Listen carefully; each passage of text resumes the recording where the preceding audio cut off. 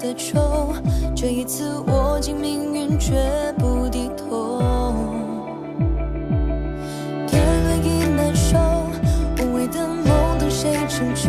风雨聚散，孤帆摇曳的浮游。身份在荆棘中孤身的花朵，鲜艳被刺破，却让我渡边界上出逆风飞翔的轮廓。穿过心的万物生长，就算梦被忘，抚平汹涌的巨浪，冲破心的深山跌宕，有勇气抵抗，拥抱宿命的印章，为爱才有光，为爱肆意疯，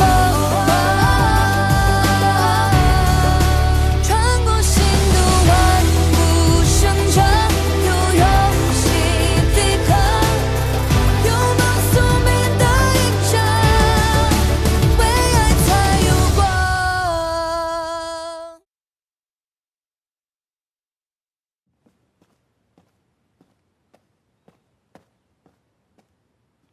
殿下，灵王世子来了。顾远熙来了。是。怎么，殿下公务繁忙，无空见我这个闲人了？今日是刮了什么妖风啊？竟然飘来这么大朵银彩。无事不登三宝殿，自然是有事要跟殿下商量。不会又让我包圆哪家的点心吧？哎，上回买了那么些，就吃了一口，甜的牙疼。怎么会呢？殿下司掌大理寺，说起来，这刑律官司也算是您的份内事。你可别卖关子啊！就你这表情，我一看就知道，肯定又在打什么坏主意。怎么叫坏主意呢？殿下不知，今日有人在府衙击鼓闹和离。和离？我怎么会知道？和我什么关系啊？没有冤情，全靠殿下今日做个活青天了。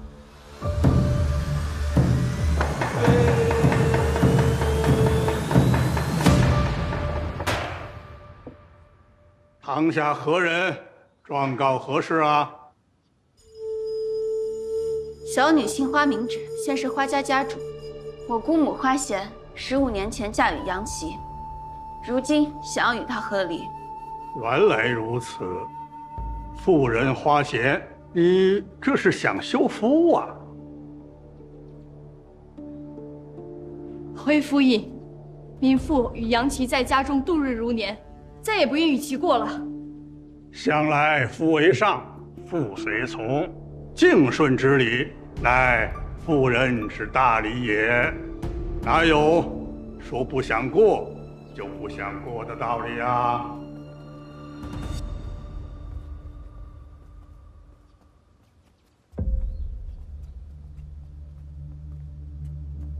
谢王殿下，您怎么来了？今日大理寺得闲，听闻这里有奇案，您来看看。他怎么来了？坐。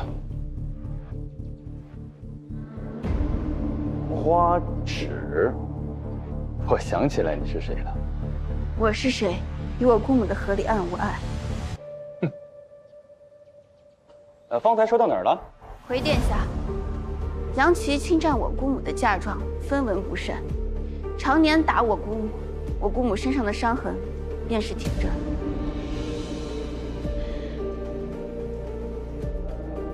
可有物证？有。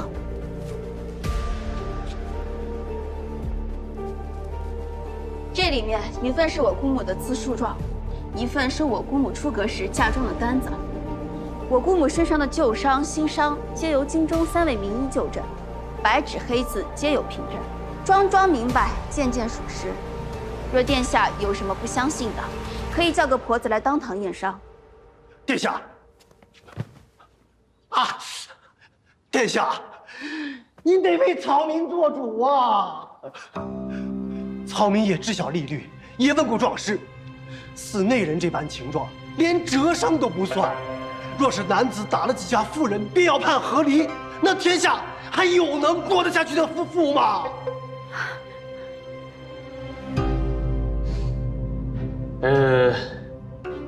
依你看，该怎么判？回殿下，以大庆律，夫殴妻，非死非伤，不论；至折伤之上，还减凡人2等。这妇人花钱，非死非伤，理应不论。正是，正是。府应应有所知，大庆律中亦云：若已是夫妇之义，皆以凡人问你。像杨琦这般侵吞妻财、殴妻伤子，更有甚者，前几日将我囚禁，想要索我性命，早已失去了夫妇之义。殿下，草民乃杨琦与花贤之子，方才花姑娘所言句句属实，草民可以作证。你好一个铁嘴钢牙的花大姑娘啊！不错，确实有这么一条。殿下果然博闻强志，我们所要求的并不多，只要杨琦与我姑母和离，并且赔偿我姑母200贯。哎，这是什么道理啊？哎呀，上嘴皮子一瓢，下嘴皮子，这就200贯呐！啊！花大姑娘，这200贯钱又为何而来啊？杨琦侵吞我姑母的嫁妆180贯，这几日我带着姑母寻医问诊，花费了3贯，加上我姑母日后还需抚养幼子，只要200贯，已经是念在了夫妻情分。姓杨的，贤儿的价格，你给老娘通通吐出来！他2家既已失和，本府可以判和离，只是这罚金嘛，与大庆律是没有的。大清律是没有，可是民风2年、6年、11年皆有先例。你口中所举，皆是我皇祖父还是皇子，皆兼任府尹时的判例。殿下明鉴。也罢，准杨琦与花贤和离，令杨琦于1个月内上缴200贯钱，判与花贤。违者收押。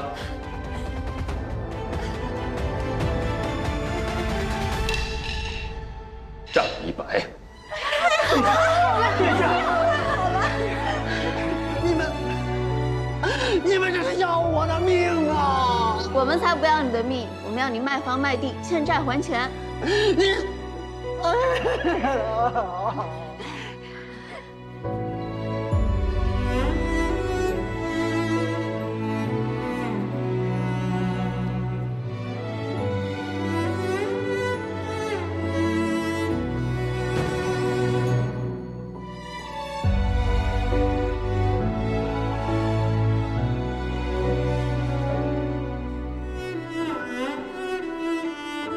人呢？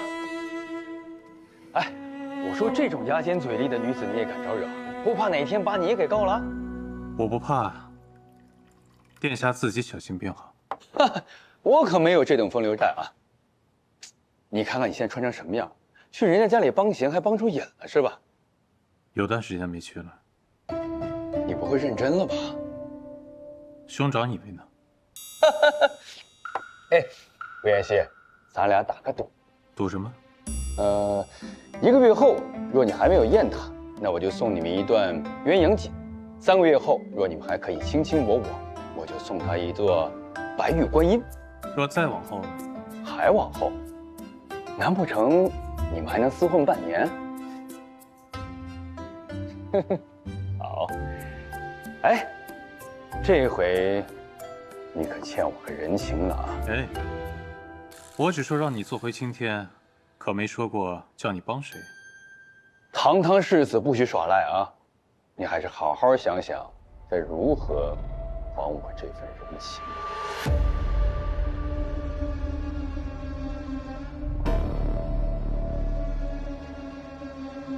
我一个无职无位的闲人，哪里有本事还你献王殿下的人情？若是领兵打仗，朝中的青年将领皆不及你。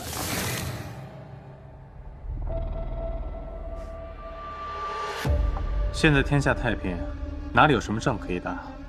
这人情我怕是还不了了。世事难料，且走着瞧，说不准便有机会了呢。怎么说的好像您已经料到了似的。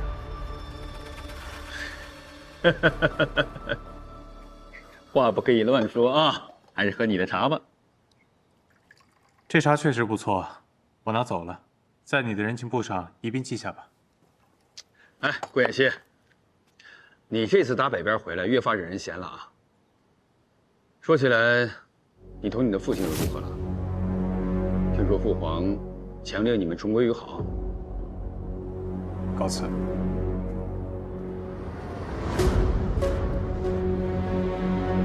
却顾家的父子制造了什么孽？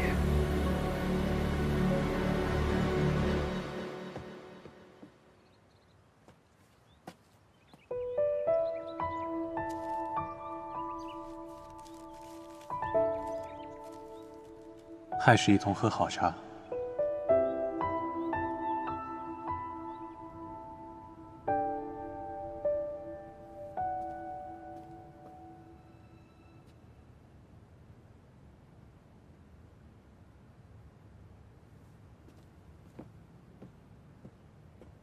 头儿，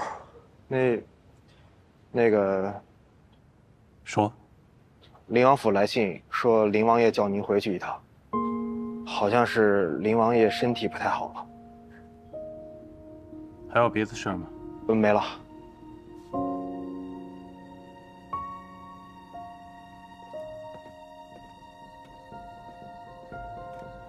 行了，就寻到这儿吧。上回灵王殿下可是勃然大怒的。王爷这几日不知怎么了，夜里不许任何人靠近寝殿，也不许府上有暗的地方，屋里照得灯火通明的。听说是怕有人害他。哎，我也听说，王爷现如今生怕天黑，也怕睡觉，一日憔悴过一日。走，回去吧。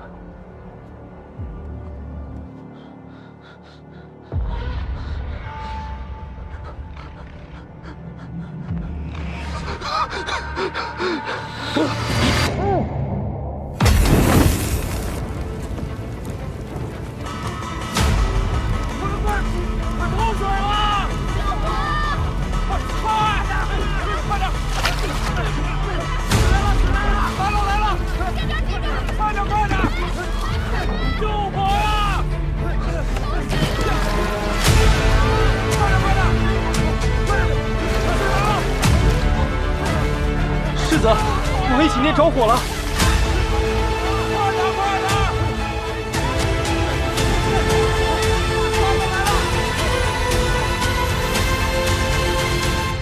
你看中的那个宅子在哪儿啊？就在这条街的街尾，小是小了点儿，但是正好我们母子住，反正抬脚就能见到你们，不能再近了。虽然上学也方便。那明儿我陪你去看看，给你长长眼。好。芷儿，咱们的家主，给大家说几句吧。哎，各位，今日这宴席，一是为了庆祝姑母和随安终于开始新生活，二是为了庆祝四婶母女平安，给我们花家再添了一个小姑娘，大家一起喝一杯，干杯！干杯喽！喝。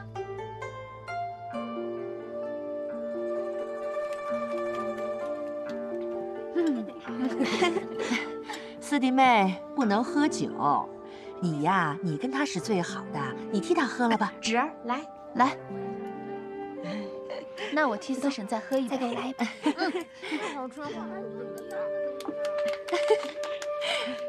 真是好啊，这花家的人是越来越多了。家里的人不是多，是都回来了，是让芷儿都接回来了。哎呀，以前我觉得我们女人嫁出去以后啊，就两头都没退路了。可现如今，二贵回来了，贤儿又脱了苦海，我这么看着，心里面就觉得特别踏实。反正以后我们遇到什么事，我们都有家可回。无论如何，咱们的花纸，谁都不会扔下的。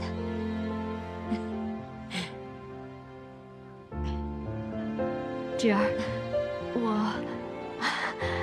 谢谢你，你们快尝尝这个。我也谢谢你，大姑娘。二贵，手动。你们两个啊，笨嘴拙舌的，都不会说话，不会说不要说。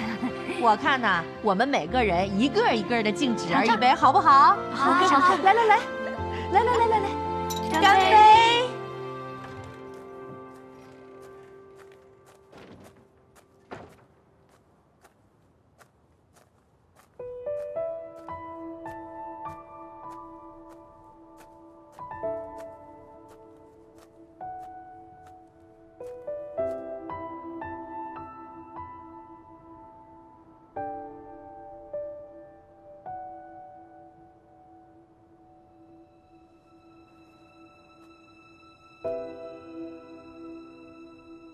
顾妍希，今晚的月色真好。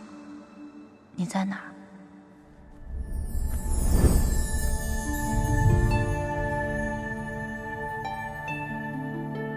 妍希，让我抱一会儿，一会儿就好。你怎么了？你别看我，看看天吧。今晚的月色很漂亮。好。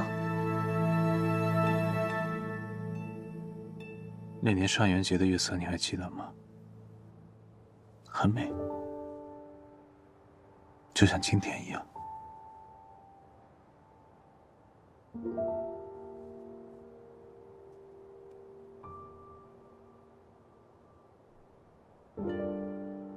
出什么事了？梁府着火了，同它的主人一起。明日便会议论四季，可这些议论终将归于沉寂，就如我母亲身故一样，变成街头巷尾茶余饭后的谈资和永不见天日的真相。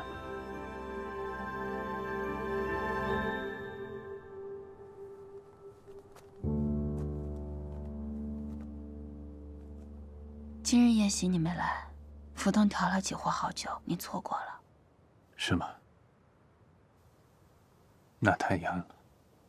你想尝尝吗？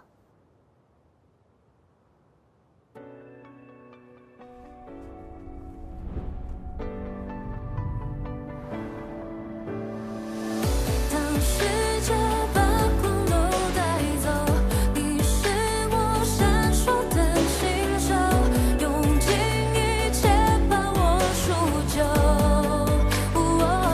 为我守候，不认输，不退出，只奔赴最初那道光。世界把光都带走，你是我闪烁的星宿，用尽一切把我赎救，为我守候，不认输，不退出，只奔赴最初那道光。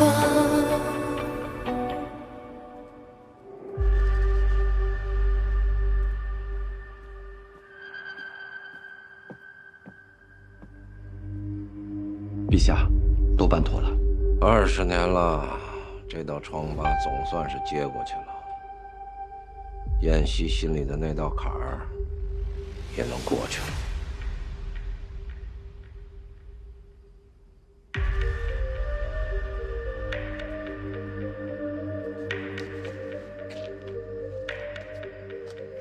啊！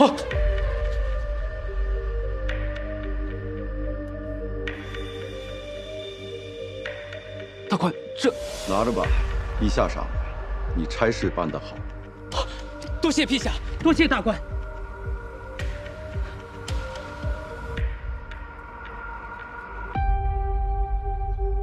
昨天夜里灵王他说是意外走了水。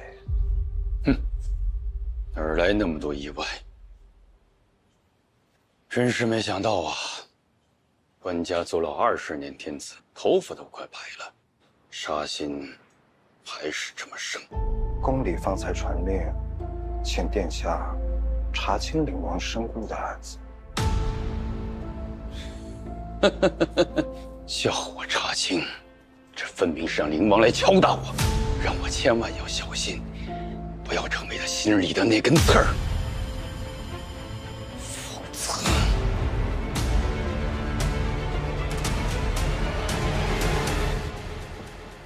来了，艾草汤来了，小心烫啊！都靠两边。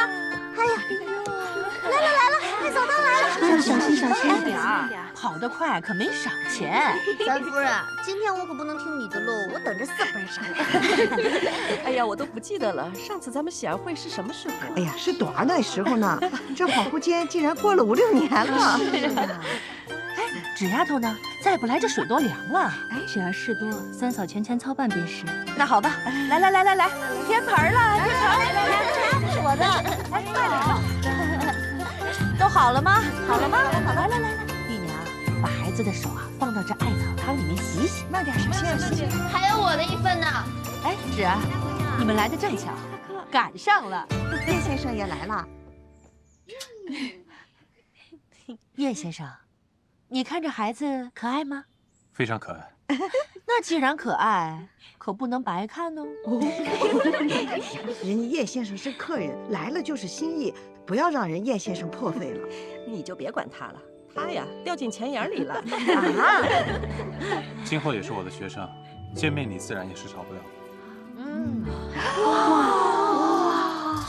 不行，叶先生，这太贵重了。待他长大了，我再包一份更重的。哎呀，你跟叶先生客气什么呢？礼再重，东家在这儿呢，还能饿死叶先生不成吗？是啊，纸丫头，记得替我们给叶先生涨月钱。哎呀，水都要凉了。来，小手。哟！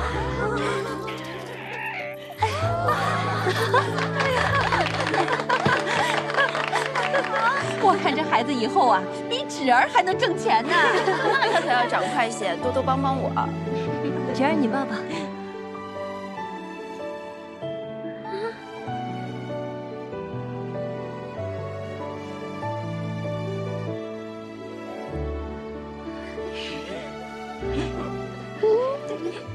能给我抱抱吗？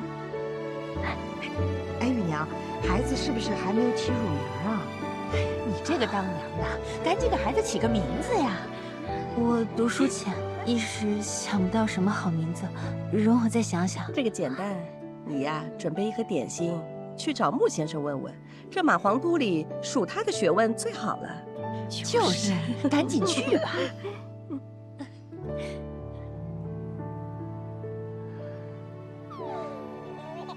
其实啊，我单独给他备了一份礼。你什么时候学会乱花钱了？这怎么叫乱花钱呢？我找太和酒楼买了18坛最好的石冬春，买到子皇居的竹林里了。芷儿，他是我亲眼看着生出来的，我怎么疼爱他都不为过。四婶，你是不是想等四叔回来了再给女儿起名字啊？我还在闺中时，没想到会遇到他那样一个人，成了亲，也没想过我们有孩子的情形。如今有了孩子，不想竟是这样的今日。其实我一直都好奇，像你这样娴静的女子，而我四叔又是家中最浪荡不羁的，你们怎么会相识相知呢？说了你可别笑。我年少时歌喉甚佳，闺中无聊时常常放歌自娱。身为官宦闺秀，唱曲儿可不是什么光彩的喜好，所以我只能偶尔在花园里唱一会儿，自娱自乐。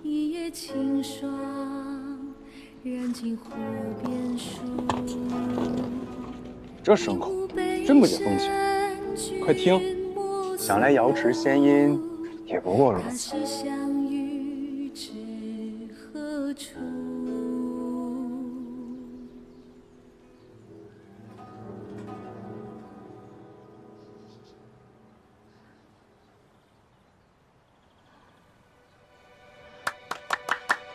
唱得好，娘子歌喉当属皇都第一。敢问娘子师从何人呢？这人是谁？世上怎会有如此冒失的登徒子？走。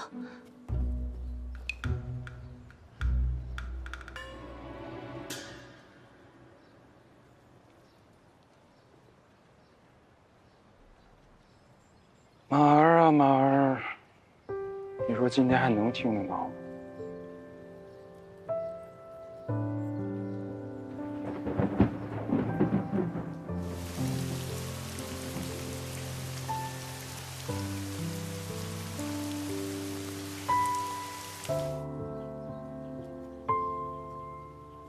姑娘，我听门子说那个小王姑天天在咱们墙外站着，真烦人。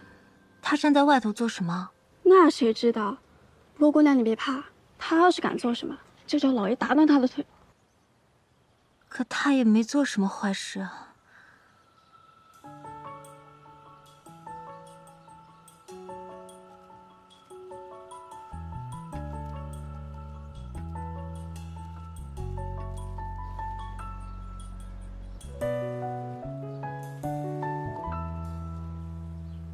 姑娘，那上面写的什么呀？谁知道呢？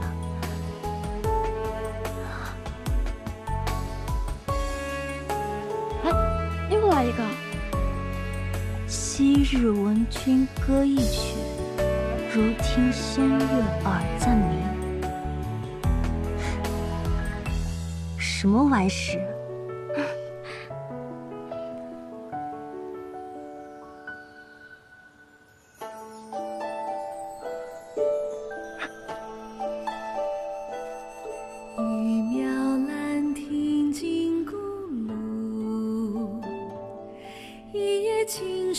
他极懂音律，我每唱一曲，他便在风筝上写字评点。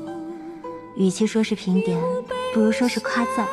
那时我才明白了什么叫知音。后来，他每日都来听我唱歌。姑娘，姑娘，风筝来了。来了，便将风筝放起来，我就知道他在墙外了。我不知他长得是高是矮，他也不知我生的是美是丑。就这样，整整半年。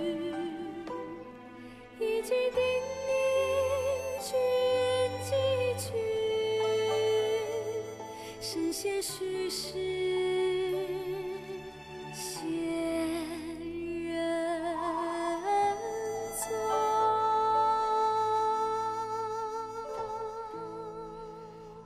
楼中弄玉吹箫缕，同学丹山凤凰语。凤凰凤凰来不来？箫使行云再可许。弄玉箫缕，凤凰语。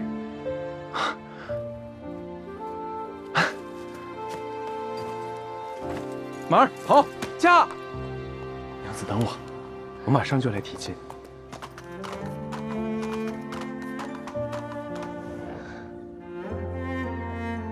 想想都有点后怕。我与他素未谋面，只以音律相交。倘若他面貌丑恶，倒也罢了；若是此人品性败坏，或者心思奸险，就完了。可你还是嫁了。是啊，若叫我再选一次，我还是会嫁。情至一子就是如此，就像闭着眼睛往独木桥上走，明知一步差池便会粉身碎骨，万劫不复。但这句话我不说出口，这一步我不走出来，此生一定会觉得遗憾。如今想想，没见过面便深许他人，虽然可怕，但一想到我若是错过了平遥，此生无法与他结缘相守，那才真是可怕。我这辈子最大的运气和勇气，都用在那一日。四叔也选择迈出了这一步，他也过了这独木桥，所以才有了你们这一对佳偶。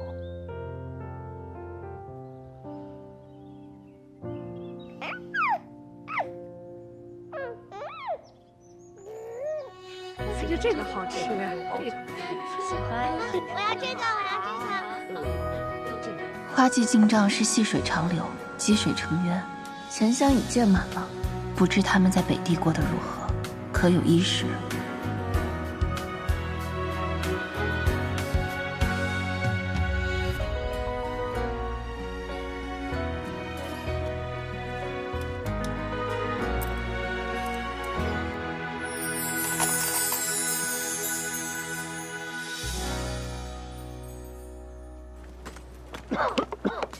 快点干！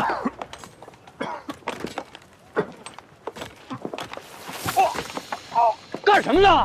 吃白饭呢？老子今天让你吃鞭子！让你偷懒，偷懒，让你偷懒！你住手！我二弟文若自幼身体就不好，他方才失手绝非故意。即便我们是罪人，在这300州诛伐修墙，也是为守大清边疆尽力。你是差官，识的也是大清风俗，怎能这般肆意凌虐，把他人当作牛马般羞辱？大哥，别说了，折辱！还在这给我咬文嚼字，摆世家大族的谱呢！老子手里的鞭子可不是你姓沈名谁，想替你兄弟出头是不是？好，把他今儿的活全干了，干不完你们谁也别想走！你敢？这有点小意思，等下去喝口酒，暖暖身子。这点钱想替他求情，你也不撒泡尿照着自己几斤几两，还以为自己是朝廷大员呢？今天我就要好好教训教训你们家！拆！哎呦，你怎么还在这儿啊？干嘛？你不知道吴将军今儿来巡查，别的差役都赶过去了。吴将军，哎，九四，吴将军真的来了。啊？你呀，大小就别急。想不到我们都这把年纪，却过上这种日子。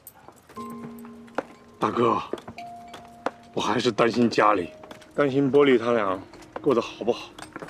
这鬼地方，还都不知道能不能活着回去。你闭嘴吧！父亲那把年纪，如今还在坝上搬石头，你们倒自怨自艾起来了。堂堂清水男儿，这点苦都悲叹呻吟，不如俘虏小儿。他们留在家里，想把日子过下去，吃的苦一定不比咱们少。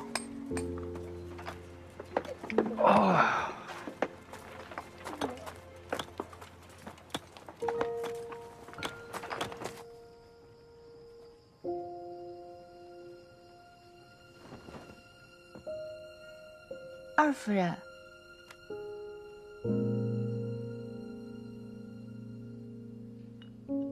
你给李哥做了宵夜啊？啊，是的。我也乏了，你陪他一会儿吧。二夫人，你给李哥做汤了？是啊，他晚上用功，容易肚子饿。啊，这个点心是我现学的，我刚刚第一次做，跟福东肯定是没法比，但是我尝了味道，不丢人的。所以呢，您一起尝尝嘛。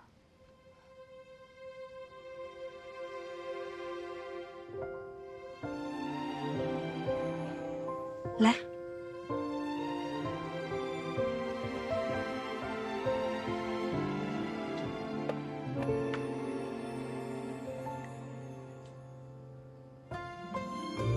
娘，你也吃一块吧。这个汤我也是第一次做，你尝尝咸淡。哦，好。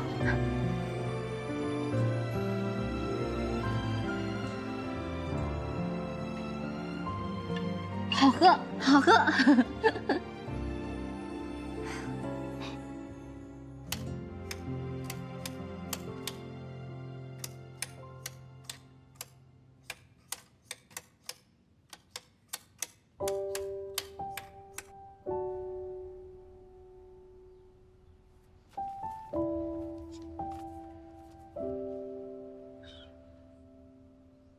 又这个数了，肯定没算错。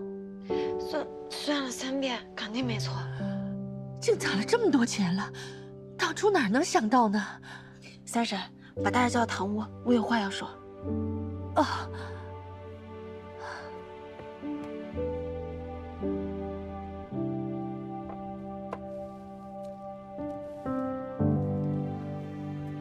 好端端的花这个钱请画师来画我们娘俩做什么？大姑娘安排的，具体我也不清楚。芷儿在哪儿？我去问问她。在堂屋里头跟大家商量事儿呢。行，你帮我看一下孩子。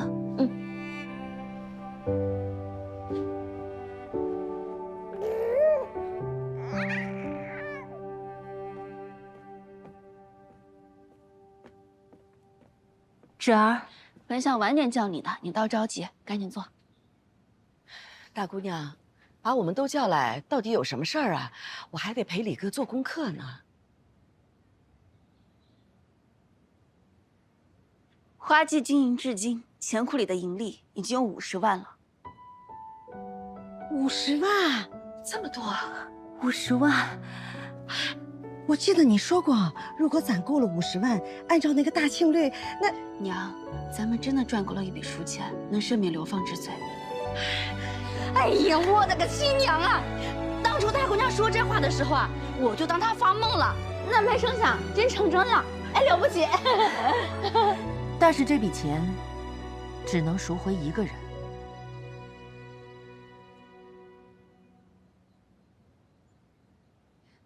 是。所以今日叫大家来，是想同大家商量，这笔钱咱们该如何用？若是赎人，又该先赎谁？我是觉得祖父的年纪大了，应该先把他接回来。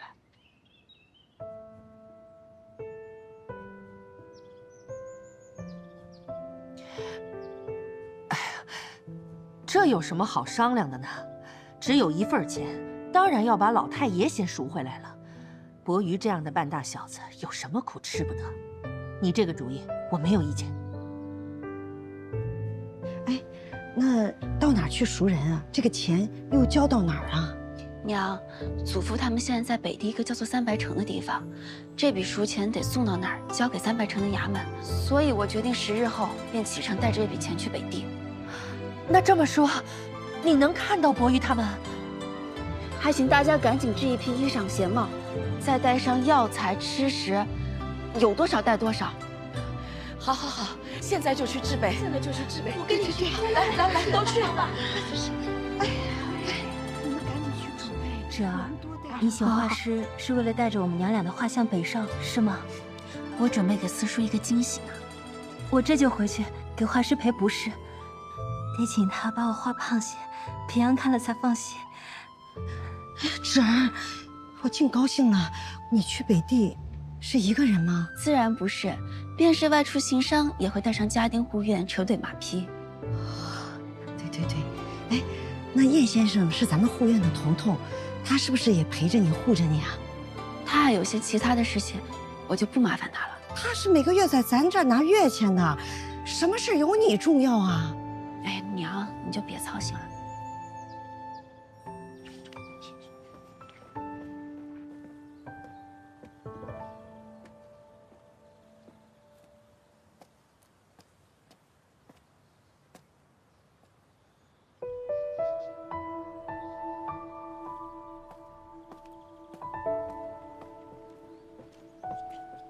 姑娘，迎春，燕先生几日没回来了？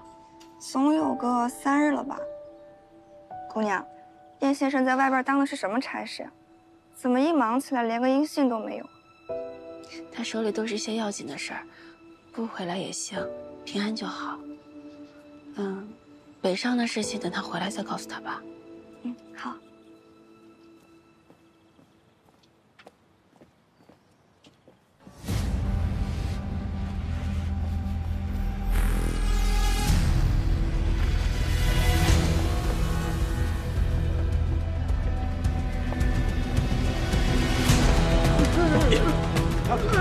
小心！站住！别跑！站住！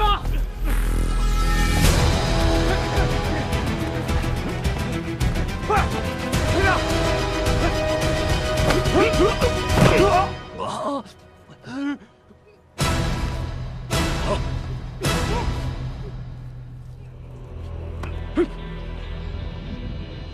哦，没错，他就是前2天跑脱的赵国探子。皇都内外，赵国探子的老巢都搜遍了，这又哪冒出个独狼来？可能是来送信的吧，运气不好，让我们给撞见了。空的？不是空的，我来晚一步，让他给吃了。吃了？再晚点连桶都吃了。刚死一刻，纸还耗不掉。剖了他。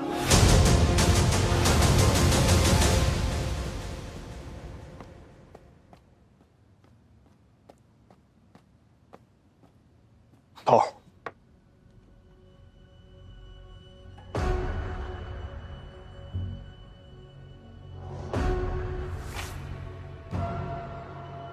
此人前日携密信入境，尚未送出就被截获，抓捕时自尽。真没想到啊，吴将军，朕亲封的镇北大将军，竟与昭人表里为奸。这样的人替朕守边，那与开门一刀有何区别？燕西，替伯父处置了他吧。陛下，我在北营戍边10年，深知吴将军其人其行，此事恐怕另有隐情。如今大将凋零，若再世吴勇，北地几乎无将可守。即便新调将领，恐怕也难以服众。你意思是，他是冤枉的？吴勇是否冤枉，臣不知。事关重大，臣愿意亲去北地查个清楚。若他当真与昭国勾结，我定将他就地正法。哦，这么着急北上，咱什么也没准备啊。你不去啊？不去换个人。头儿，我不是那意思，我的意思是，咱多带点衣裳。哎，四婶，他不去，我去，我还没去过北边呢。去，小孩不能出来玩。头儿，咱就算快马北上，往返也得20多日，那花家那边您就不去了？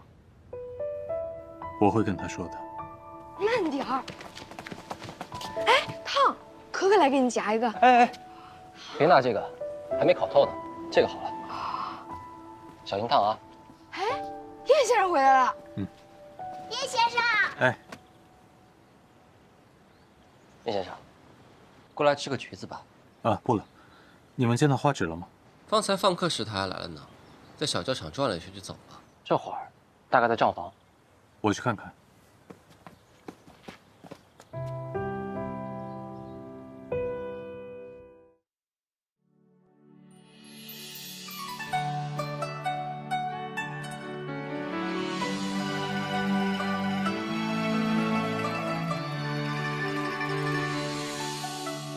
不荒一秋天，不老一株茶。天落水，鸟吃虫，鸡流飞。心学为观，心理为改。茶叶或粗浅，滋味乃春天。啊，明前夕，菜上须。啊，公平春烂漫。